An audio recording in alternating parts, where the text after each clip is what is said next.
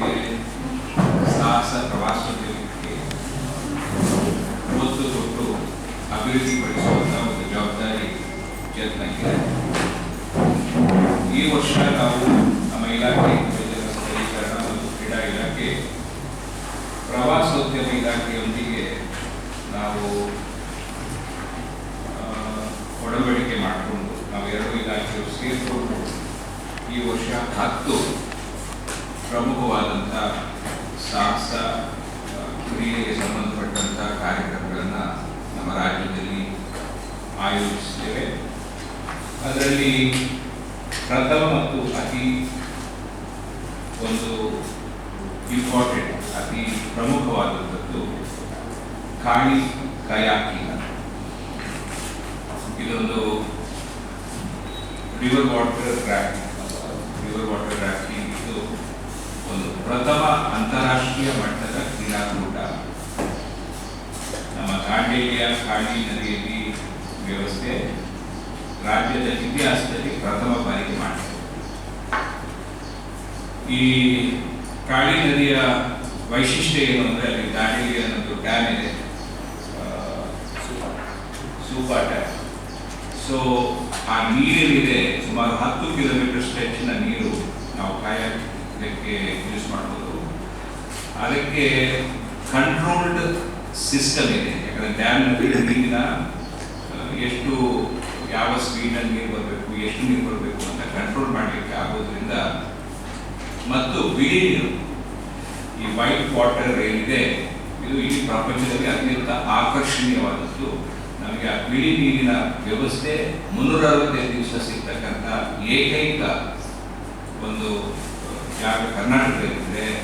ಅದು ಈ ಕಾಳಿ ರಿವರ್ನಲ್ಲಿ ದಾಂಡೇಲಿ ತಾಲೂಕಿನಲ್ಲಿ ನಮಗೆ ಆ ಒಂದು ಅವಕಾಶ ಇದೆ. ಇನ್ನೊಂದು ನಮಗೆ ಕೊಡಗು ಜಿಲ್ಲೆಯಲ್ಲಿ ಇದೆ, ಯಾವುದಾದ್ರು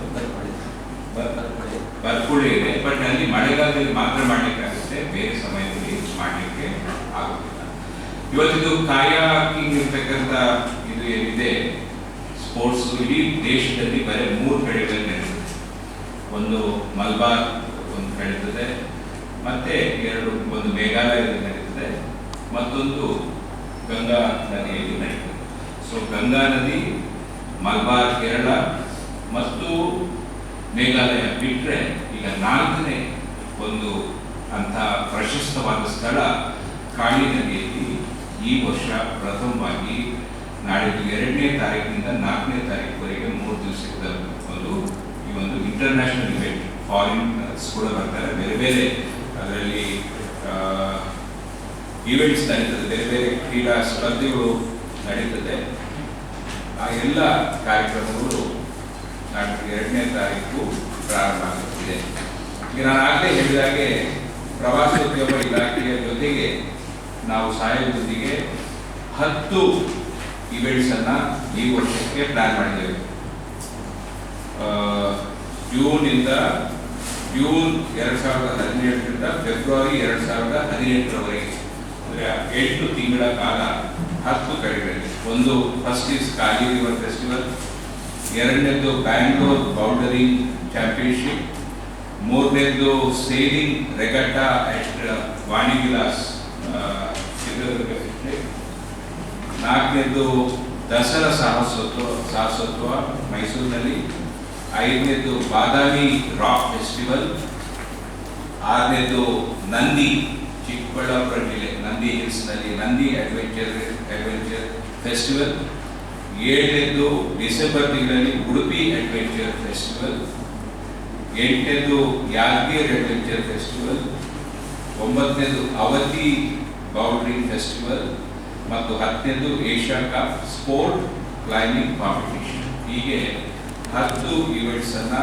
ಈ ವರ್ಷದ ಮಟ್ಟಿಗೆ ಮುಂದಿನ 8 ತಿಂಗಳಲ್ಲಿ ನಡೆಸಲಿಕ್ಕೆ ನಾವು ಯತ್ನದ ಮೂಲಕ ಮತ್ತು ಪ್ರವಾಸೋದ್ಯಮ ಇಲಾಖೆ ಜಂಟಿಯಾಗಿ ನಾವು ಇದನ್ನು ಇಲಾಖೆಗಳ ಸಮನ್ವಯದೊಂದಿಗೆ ಮಾಡ್ತಾ ಇದ್ದೇವೆ. ಈಗ ಎಲ್ಲ ಕಾರ್ಯಕ್ರಮಗಳಲ್ಲಿ ವಿಶೇಷವಾಗಿ ಉಡುಪಿ ಅಡ್ವೆಂಚರಸ್ ಫೆಸ್ಟಿವಲ್ ಏನು 16 ತಾರೀಕು ಮತ್ತು 17 ತಾರೀಕು ಡಿಸೆಂಬರ್ 2017ರಲ್ಲಿ ನಡೆಯಲಿಕ್ಕಿದೆ. ಅದರಲ್ಲಿ ಬೇರೆ ಬೇರೆ ಇವೆಂಟ್ಸ್ ನಡೀತದೆ. ಓಪನ್ ವಾಟರ್ ಸ್ವಿಮ್ಮಿಂಗ್ ಕಾಂಪಿಟೇಷನ್ ಇರ್ತದೆ, ಸಿ ಕಾಯಾಕಿಂಗ್ ರೇಸ್ ಇರುತ್ತೆ, ಬೋಟ್ ರೇಸ್ ಇರುತ್ತೆ, ಸೈಕ್ಲಿಂಗ್ ರೇಸ್ ಇರುತ್ತೆ, ಸ್ಕೇಟ್ ಬೋರ್ಡಿಂಗ್ ಕಾಂಪಿಟೇಷನ್ ಇರ್ತದೆ, BMX ಬೈಕಿಂಗ್ ಕಾಂಪಿಟೇಷನ್ ಇರ್ತದೆ, ವೇಟ್ surfing competition, hill running competition ಮತ್ತು ಅಡ್ವೆಂಚರ್ ರೇಸ್.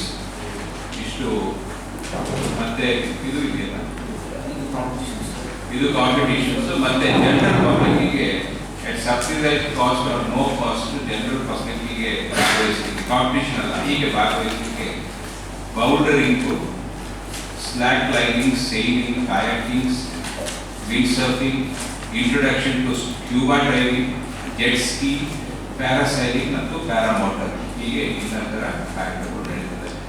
ನಮ್ಮ ಯುವಕರಲ್ಲಿ ಸಾಹಸ ಪ್ರವೃತ್ತಿಯನ್ನು ಬೆಳೆಸುವಂಥದ್ದು ಅತ್ಯಂತ ಮುಖ್ಯ ಇರತಕ್ಕಂಥ ದೃಷ್ಟಿಯಿಂದ ಯತ್ನ ಇವತ್ತು ಸಾಹಸ ಒಂದು ಕ್ರೀಡೆಗಳಿಗೆ ವಿಶೇಷವಾದ ಪ್ರೋತ್ಸಾಹವನ್ನು ಕೊಡ್ತಾ ಇದೆ. ನಾನು ಮಂತ್ರಿ ಆದ ಮೇಲೆ ಅದಕ್ಕೆ ಇನ್ನಷ್ಟು ಶಕ್ತಿ ತುಂಬುವ ಕೆಲಸವನ್ನು ಮಾಡಿದ್ದೇವೆ. Making it hyper active. ಇವತ್ತು ಬಹಳ ಹೈಪರ್ ಆಕ್ಟಿವ್ ಆಗಿ ಕೆಲಸ ಮಾಡುವಂಥ ರೀತಿಯಲ್ಲಿ ಮತ್ತು ಇಂತಹ ಹೊಸ ಕಾರ್ಯಕ್ರಮಗಳು ಪ್ರಾಯಶಃ ಹಿಂದೆ ನೋಡದಂತಹ ಅನೇಕ ಹೊಸ ಕಾರ್ಯಕ್ರಮಗಳನ್ನು ಈ ಬಾರಿ ನಾವು ಪ್ರಾರಂಭ ಮಾಡಿದ್ದೇವೆ. ಸೊ ಇಷ್ಟು ವಿಚಾರ ನಾನು ಬೆಂಗಳೂರಿನಲ್ಲಿ ಪತ್ರಿಕಾಗೋಷ್ಠಿ ಮಾಡಬೇಕಾಗಿತ್ತು, ಆದರೆ ಇವತ್ತು ಉಡುಪಿಯಲ್ಲೇ ನಾನು ಇದನ್ನು ಮಾಡ್ತಾ ಇದ್ದೀನಿ.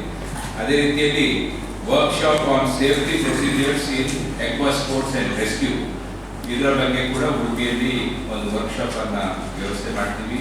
ಒಂದು ಸೆಮಿನಾರ್ ಮಾಡ್ತಾ ಇದ್ವಿ ಅಡ್ವೆಂಚರ್ ಸ್ಪೋರ್ಟ್ಸ್ ಬಗ್ಗೆ. ಉಡುಪಿಯಲ್ಲಿ ಒಂದು ಅಡ್ವೆಂಚರ್ ಸ್ಪೋರ್ಟ್ಸ್ ಬಗ್ಗೆ ಸೆಮಿನಾರ್ ಕೂಡ ಮಾಡ್ತಾ ಇದ್ದೀವಿ. ಸೊ ಇದೆಲ್ಲವೂ ಉಡುಪಿಯನ್ನು ಕೂಡ ಕೇಂದ್ರವಾಗಿಟ್ಕೊಂಡು ಅಡ್ವೆಂಚರ್ ಸ್ಪೋರ್ಟ್ಸನ್ನು ಈ ರಾಜ್ಯದಲ್ಲಿ ಗುರುತಿಸುವಂಥದ್ದು, ಪ್ರೋತ್ಸಾಹಿಸುವಂಥ ಒಂದು ಕೆಲಸವನ್ನು ಯತ್ನದ ಮೂಲಕ ನಾವು